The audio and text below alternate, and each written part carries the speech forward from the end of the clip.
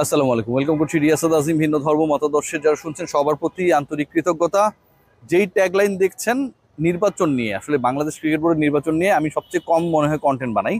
অন্য যারা রয়েছেন আমার মতো কাজ করেন, যারা বিভিন্ন মিডিয়ায় কাজ করেন, প্রতিদিন আসলে আপডেটস হচ্ছে, আপনাদেরকে একদম লেটেস্ট আপডেট দিতে চাই।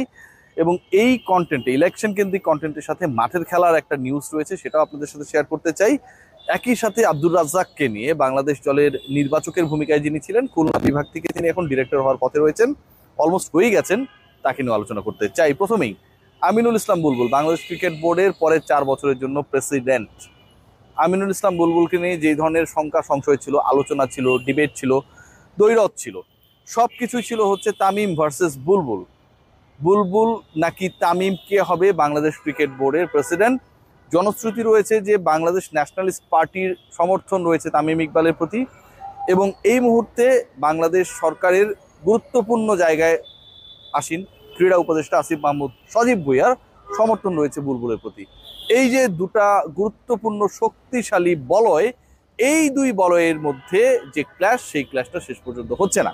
অফিসিয়ালি আপনাদেরকে জানিয়ে দিই, তামিমপন্থী যারা কিংবা যারা ইলেকশন করতে চায়, প্রত্যেকটা গ্রুপই আসিফ মাহমুদ সজীব ভুঁইয়া সাথে একটা এগ্রিমেন্টে অথবা একটা জায়গায় গিয়ে একমত হয়েছেন যে আপাতত পরের প্রেসিডেন্ট হিসেবে যে ইলেকশনটা হবে, এবং এই বোর্ড পরিচালনা পরিষদের ইলেকশনের পরপরই, মানে একই দিনে কিন্তু বিসিবির প্রেসিডেন্টও নির্বাচিত হবে।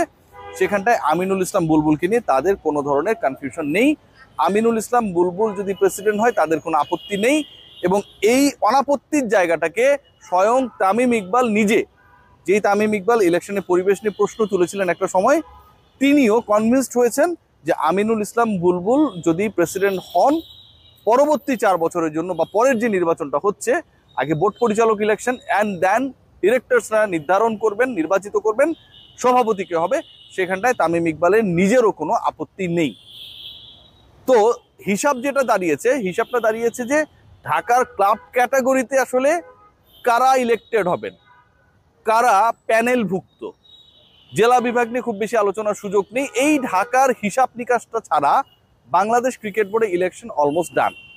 এবং Aminul Islam Bulbul is going to be the president again. This time he is going to be the formally elected president. এর আগে একটা বিশেষ সিচুয়েশন ছিল, বোর্ড ডাইরেক্টর বানানো হয়েছিল, এনএসসির কোটা থেকে এসেছিলেন। পরবর্তীতে বিসিবির ডাইরেক্টর দে ডিসাইডেড যে আমিনুল ইসলাম বুলবুলকেই ফারুক আহমেদের ডিপার্চারের পরে দায়িত্ব দেওয়া হোক।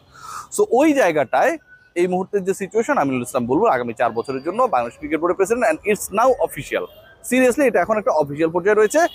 এটা খুব বড় ধরনের কোনো ব্যত্যয় না হলে, চমক না হলে, থাকে না কোনো কিছুই তো আসলে ফাইনাল বলা যায় না, এটা উলট পালট হবার সুযোগ একদমই নেই। সেকেন্ড পয়েন্ট সেটা হচ্ছে যে হোয়াট অ্যাবাউট সাব্বির রহমান। ইলেকশনের বাইরে আমি সাব্বির রহমানকে নিয়ে বলেছি, আমার ট্যাগলাইন আপনারা দেখছেন যে সাব্বির রহমান তিনি জাতীয় দলে ব্যাক করছেন। তার আগে একটু বলে রাখি যে জাতীয় দলে ক্রিকেটারদেরকে যারা ব্যাক করায় বা ক্রিকেটারদেরকে যারা খেলানোর দায়িত্বে রয়েছেন, তারা কারা? দে আর দ্য সিলেক্টরস। জাতীয় দল নির্বাচনের সাথে যে সিলেকশন প্যানেল জড়িত, সেই সিলেকশন প্যানেল এখন একজন মাত্র সিলেক্টর রয়েছেন। 2 তারিখ থেকে আর মাত্র 3 দিন পরেই আপনারা সবাই জানেন আফগানিস্তানের বিপক্ষে বাংলাদেশের টি-20 সিরিজ শারজায় শুরু হবে, এবং it is very much important, যেখানটার প্রিপারেশনটা অনেক বেশি বিগ রোল প্লে করবে ফর দ্য আপকামিং টি-20 ওয়ার্ল্ড কাপ ইন ইন্ডিয়া। সেই টি-20 দল এখন পর্যন্ত বাংলাদেশ ক্রিকেট বোর্ড ইলেকশন নিয়ে তাদের বিশাল ব্যস্ততা ঘোষণা করতে পারে নাই।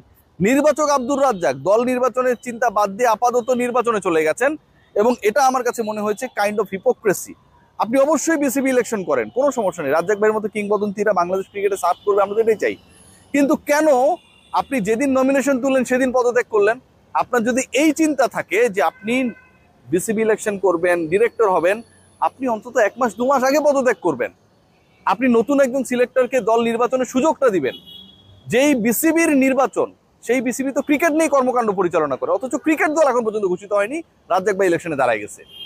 এই যে একটা ঘটনা, এটাকে কোনোভাবে সাপোর্ট করার সুযোগ নেই। তিনি বলেছেন ক্রিকেটে সার্ভ করতে চান, শিওর শট হয়ে যখন আপনি ইলেক্টেড হবেনই, নিশ্চিত হবার পর যখন আপনি সাথে সাথে নমিনেশনও তুললেন, পদত্যাগও দিলেন, এটা রাজ্জাক ভাই আপনার সাথে যায় না। আপনি অনেক ভালো মানুষ, I am very much convince যে আপনি আমার এই বক্তব্যের সাথে এগ্রিড হবেন। আপনি এটা করতে পারেন না, পৃথিবীর কোনো অফিসেও এটা সম্ভব না। এই ধরনের কেউ যদি দায়িত্ব ছাড়ে তাকে পেনাল্টি করা হয়, আর কেউ যদি টার্মিনেট হয় তাকে পেনাল্টির যে ক্ষতিপূরণ সেটা ওই প্রতিষ্ঠান দেয়।